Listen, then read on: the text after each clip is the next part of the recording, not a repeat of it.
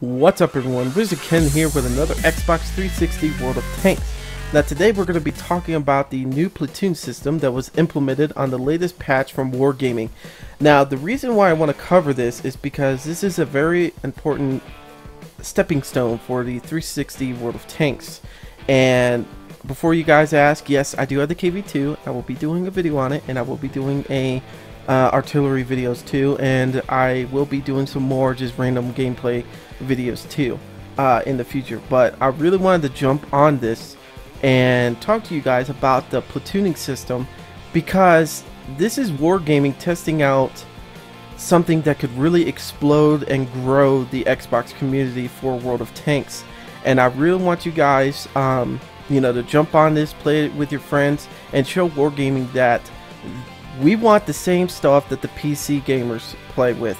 Now the PC guys, not all of them, but some of them sit there and they've played the 360 version. They're like, oh, it's neat, but we have tracers that everybody could just see where everybody's shooting from, and also PC is better apparently and stuff like that. And PC in a way is better in certain things, but you know what, our community is growing and we should have the same respect and stuff like that as the PC version, because it's not, the Xbox version is a whole different beast. I've been talking about that since the game came out. People play it differently and it changes up the way you play the game, especially if you come from the PC version. I think that should really be looked at. But also the PC version has team battles also, and it's gotten so popular that they do contests,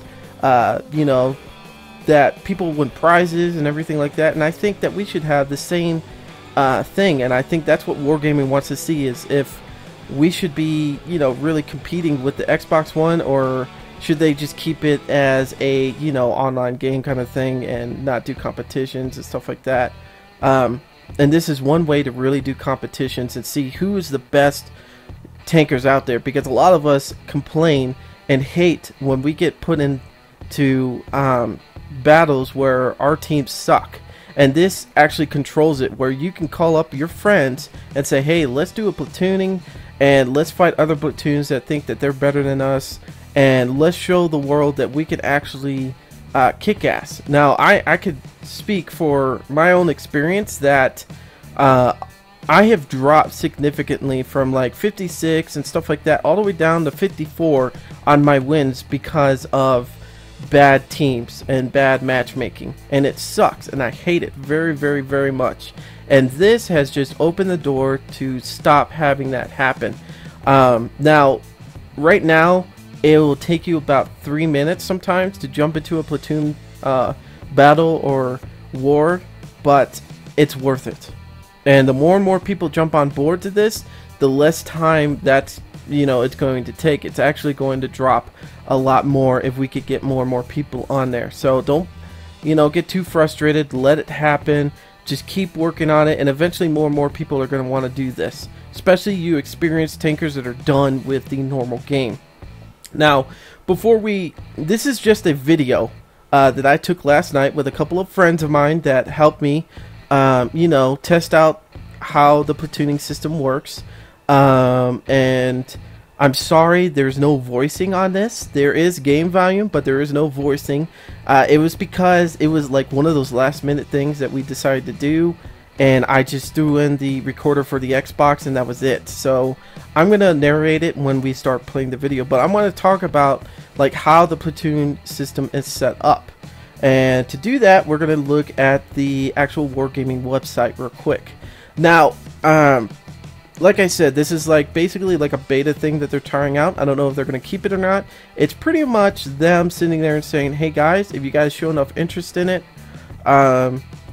we'll see how this goes and we might change some things up. Right now, they're just trying to collect data and figure out how it works. Now, you can have up to a 7-man team for your platoons, or you can have as low as 4-man. Now, you people that play still 2 people or 3 people, you can still be put into a platoon battle, but it's very rare that it's going to happen. They even stated here the 2 and 3 platoon sizes will fill out platoon battles in pairs if available. And I can tell you right now, it hasn't happened to me, and I've played a lot of battles with Roy and Bubba, and it hasn't happened. So right now you can get a 7 versus 7 all the way up to a 15 versus 15. Now the way they're gonna keep this is or get this to work is every platoon size has to be the same. Or each team has to have the same size platoons. So like 7, 5, and 3 and 7, 5, 3 are that would make up 15 for each size would be allowed to play against each other. But a 7 and 5 and then a 7, 3, 2 would not.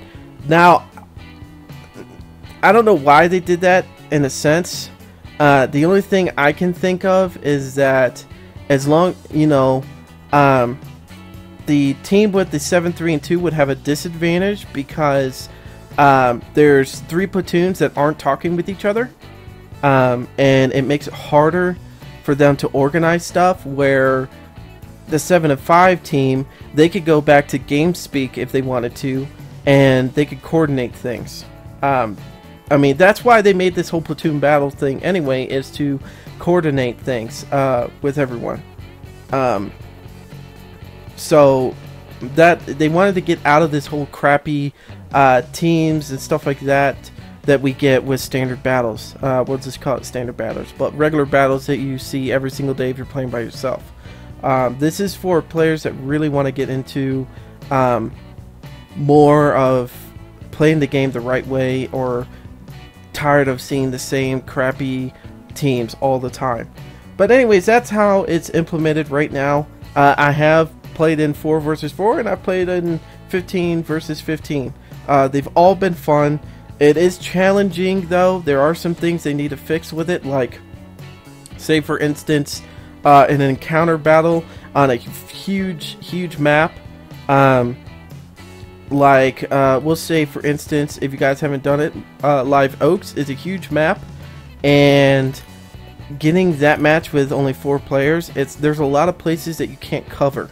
And it could be like 2 teams circling around each other the whole time trying to find each other, but they can't because there's just too little people. So maybe they might change it up to, like, if you only have 4 versus 4, you have smaller maps, or maybe it'll just only be standard battles the entire time. I don't know.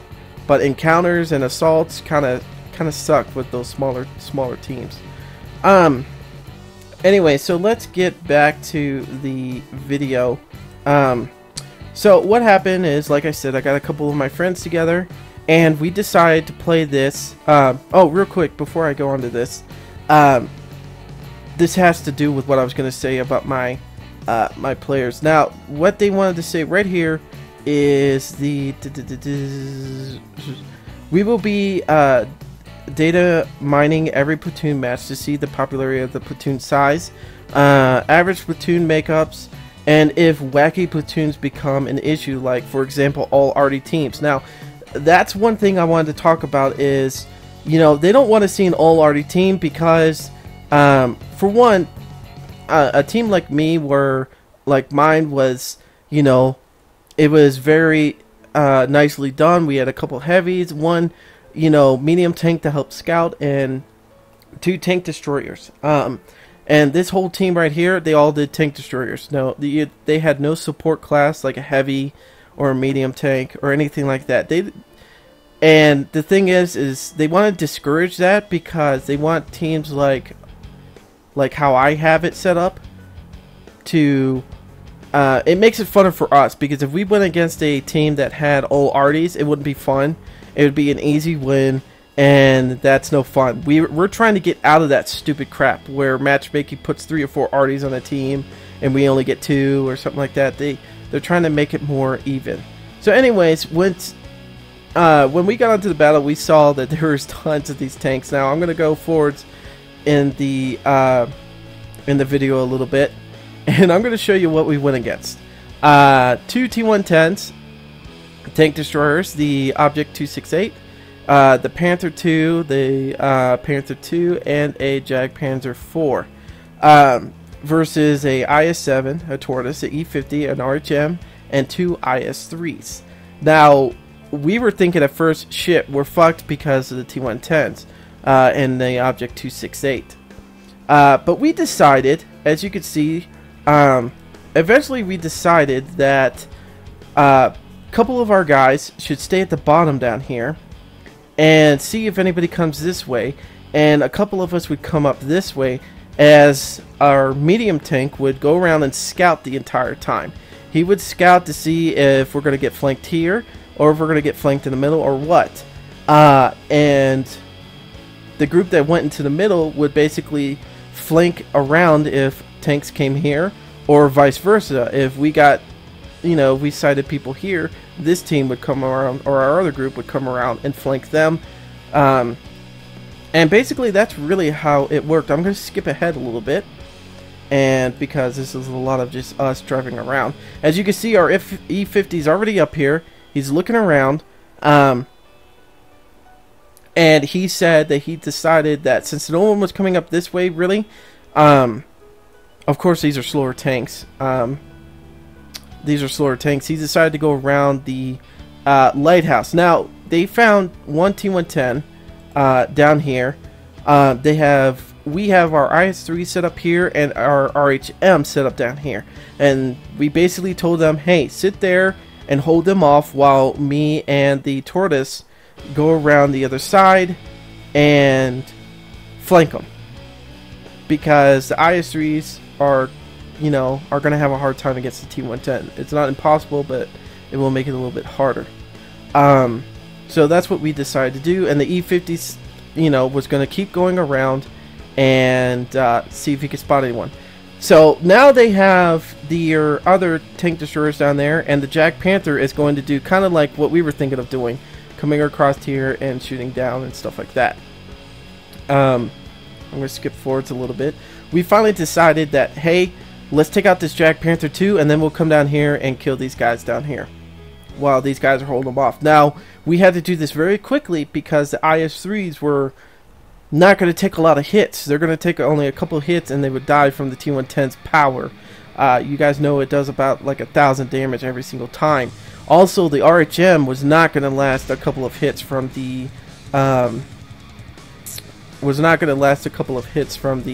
T-110s either. Maybe one, maybe two, depending if they ammo racked them or not.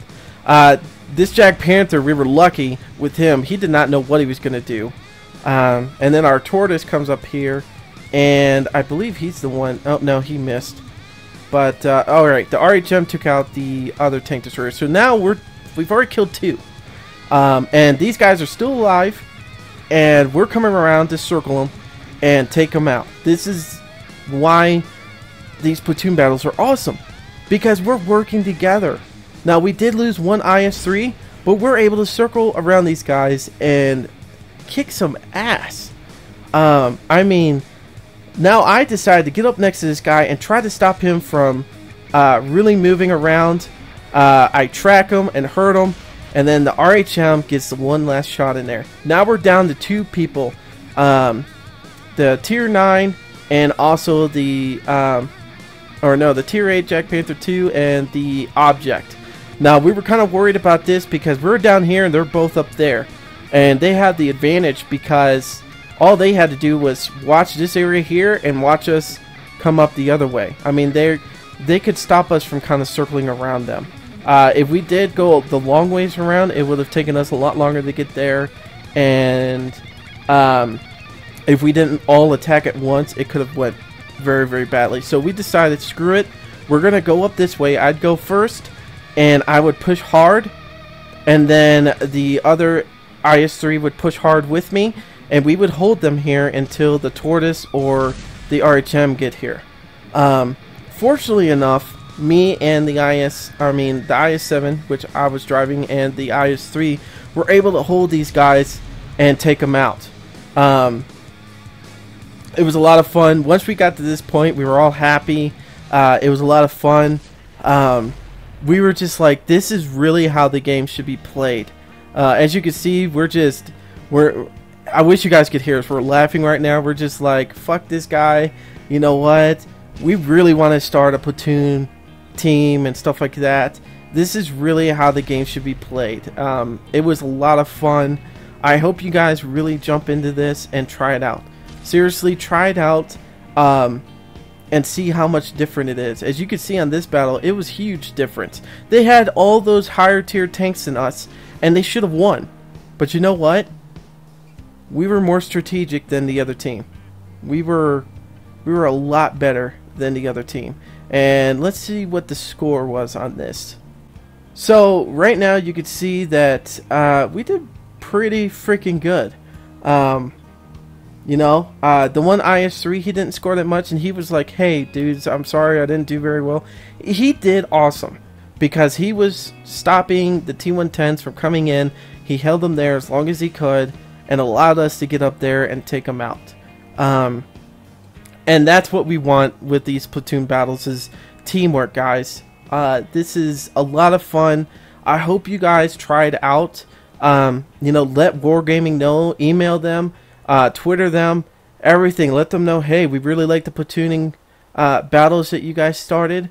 Let them know. I'm going to personally write them also and try to get some more ideas to them. Try to also get some more input from them and see what happens. So anyways, guys, I will be having the KV2 video up hopefully tomorrow. I have some other videos I'm going to edit, some ones of me and Roy. And but anyways, guys, until next time, I'm WizardKen. See ya.